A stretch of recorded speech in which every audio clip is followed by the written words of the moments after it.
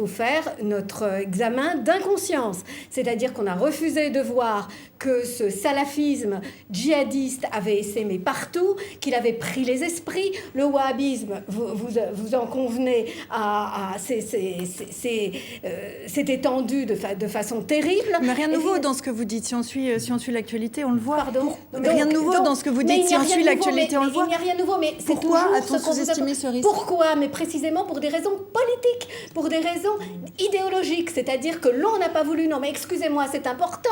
Je répète, parce qu'on le répète, excusez-moi, on le répète à Marianne depuis 1997 et nous le répétons à l'événement du jeudi, le journal qui a précédé Marianne, depuis les années 200, en Algérie, le pays qui a enduré dans une solitude totale la guerre des groupes islamiques armés contre la civilisation. Je répète, il faut mener contre cette idéologie un combat idéologique. Il faut dénoncer Alexandra. les sources. Je le répète, il faut se battre idéologiquement. Alexandra. Moi, je pense qu'un des principaux problèmes, c'est quand même c'est tout ce débat entre tout sécuritaire et les libertés. Comment préserver notre mode de vie? Comment préserver nos libertés? L'une des stratégies du groupe État islamique, c'est aussi de déstabiliser nos sociétés qui ne sont pas du tout habituées à cela, habituées à ce type de terreur, une terreur qui est en train de se propager un peu partout.